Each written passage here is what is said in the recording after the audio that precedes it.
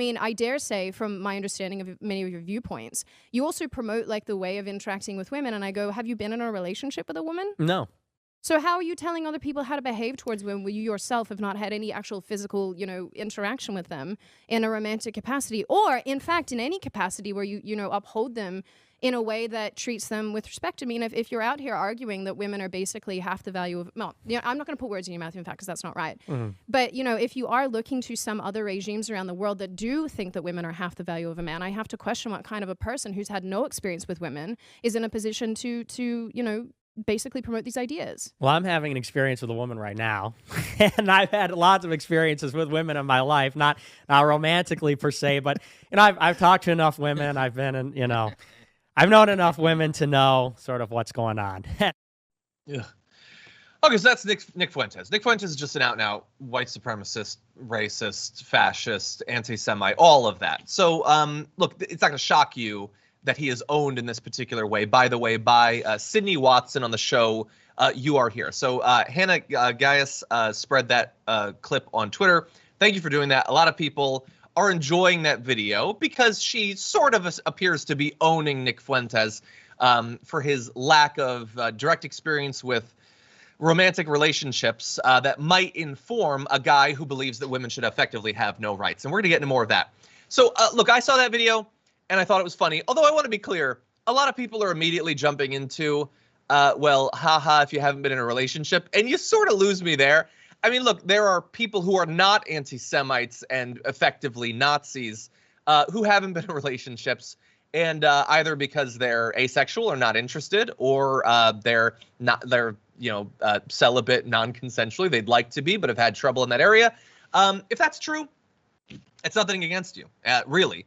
But he does suck. And he has decided that women shouldn't be able to vote, amongst many other things. So if you want to own him, do that for the political stuff rather than, potentially attacking other people who might be good people and on your side but haven't had relationships. That said, I do like that she called it out on this podcast.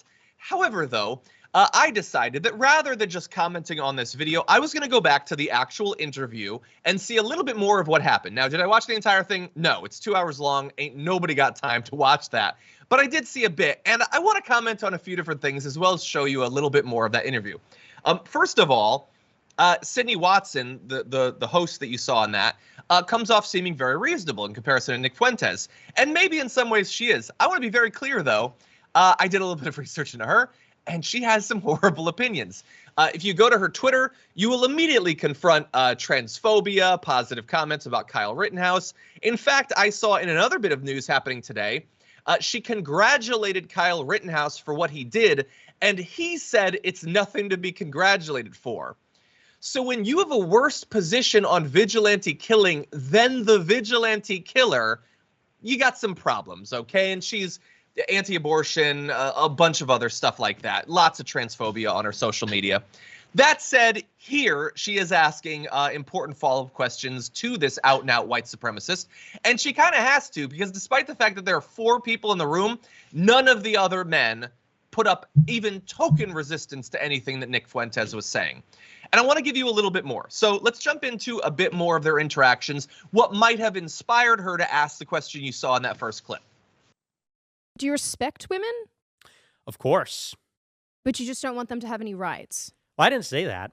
I Okay. didn't say they shouldn't have rights. But if I'm understanding your question correctly, if you don't want them to vote or drive or have an existence akin to what they would have in, say, Saudi Arabia, you would say that in large part, then they don't really have rights. Well, I would say probably the ideal is something more like Afghanistan, if I'm being totally honest. Like recent, so what's the difference between Afghanistan then and Saudi Arabia? Like the brutality, I guess. It's like a little slightly more brutal. Of course, Taliban rule, not American rule. I'm talking about, recent Afghanistan. So you want women to have the same treatment as women have under Taliban rule in Afghanistan? Something approximating that, yeah, Okay. because, you think about the Taliban and, what they're able to achieve. Here you have these guys with nothing but, some light arms and rags and 20 years, and they were able to defeat the largest military in history. I think that has something to do with the fact that they weren't, distracted. They weren't distracted with the kinds of things we are in America. They weren't being nagged. They weren't being bossed around by women. And, now they've got this society where there's this brutality, like I said, this old world sort of order. And you bring up like voting. I don't see really voting as a right, if I'm being totally honest. Like, it's not just women. There's a lot of people that really shouldn't be voting anymore. Such as? Maybe people that don't own property, young people that work like retail jobs. Okay, so she laughs there. You did see when he said, they're not distracted by like all the nagging. She does one of these. And that was hardly the last thing that would inspire that response from her. They go off, by the way, into a very long tangent about why voting is bad. There are three other male hosts on the show. All of them in a variety of forms agree that voting is bad and less people should vote. One who describes himself as an anarchist says, most people are stupid, so why should they be ruling me? But you get to vote. Somebody's going to rule no matter what. And by the way, who? Well, Nick Fuentes openly says he wants right-wing authoritarianism. So let's be clear about that. But democracy at least gives you the possibility that you could influence the system. But all of the guys are against democracy. All of them make mocking comments about women in a similar vein as Nick Fuentes, if not as bad as him. And she keeps trying to get through to him. If you watch this, which you shouldn't, she continually says, I agree with you on a lot of stuff, but you lose people like me when you say, for instance, that you want to push women into the corner. Okay? So she says that. I want to give you more of this interaction because I have a larger point that I want to make about it. But let's see a little bit more video. Saying before, though, I mean, take someone like me, for example, right? The way that I got into politics was through men's rights. And that's something that I really care about because I love men and I care about them being treated fairly, particularly in, the court system and particularly when it comes to fatherhood and what have you. And I really care about that. And these are things where back in Australia, I've had marches. I've contributed a lot of money to the issue. Like I've done things that I think might help push the envelope. And I talk about this a lot on my channel. With some of your views, again, you might alienate a lot of people who would otherwise be ready to support you and your followers. And if you are oppressed like you think you are, then you are alienating particularly women. There's so many women you don't realize who really, really want the best for men. And I simply don't understand this, let's sort of push women to maybe the corner in some capacity. When, like, again, otherwise people like me and other anti-feminist women are like, yep, cool, like, let's fight for men's rights because we care about that.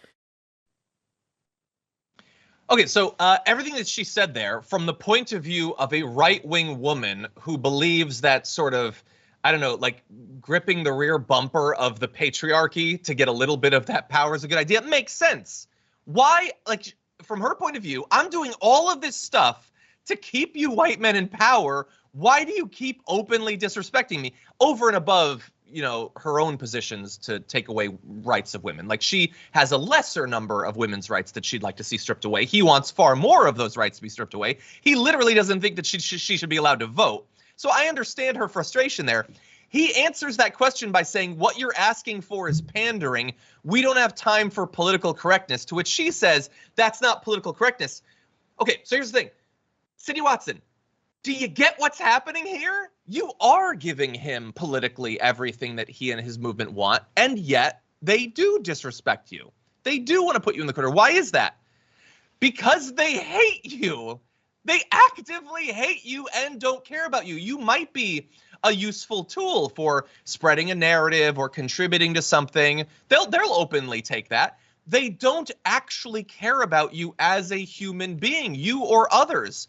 They honestly don't think that you should be doing the show that you're doing. One of the other guys, and I think he's a male host of the show, says, my wife stays at home, doesn't want to work. She's exactly what I want in a wife. He has a female co-host on the show, and he is saying women shouldn't want that. He goes on this long riff about how women are supposed to be in the kitchen, and it's a man's job to provide the kitchen. And she's surrounded by 3 other men in this room. All of them, to varying degrees, are attacking women, mocking women, amongst all the other horrible things that they're saying. She keeps trying to reason with him. He doesn't care about you. And granted, she doesn't care about me. We disagree on everything. She probably thinks that I'm like a godless commie hippie or whatever. But I'm like trying to get through to you that this movement does not value you. They don't respect you. They don't care about you. And that's a sucky position to be in. I don't want that in anyone. I hate that there's elements of the left that are like more increasingly openly misogynistic. I absolutely despise that, but we do have to call it out. And your side of the political spectrum is never going to do that because that is one of its foundations. Is the open disdain for women. Not just for women, by the way. Nick Fuentes at one point says, while saying that the left is winning culturally and everything, he says, we don't want to copy them on substance. For instance, Seth Rogen and Sarah Silverman have this new Christmas movie coming out. It's the most Jewish thing you'll ever see. Like, he's just openly saying it's bad that it's Jewish. Nobody pushes back on the show, by the way.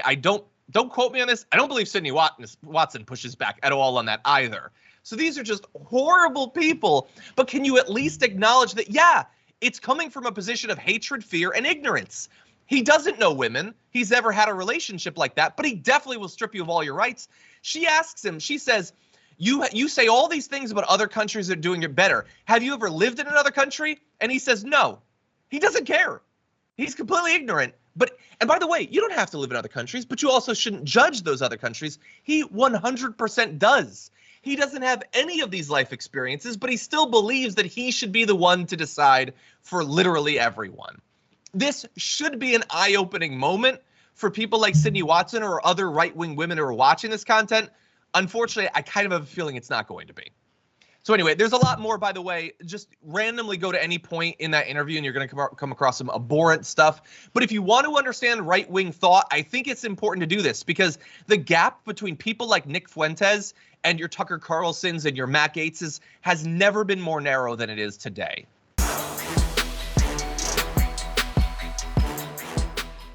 For more political news breakdowns, interviews, stories of activism, and me trying my hardest to care about the occasional big celebrity news story, subscribe to our YouTube channel at youtube.com/thedamagereport. And you can ring the bell wherever it is so you don't miss anything.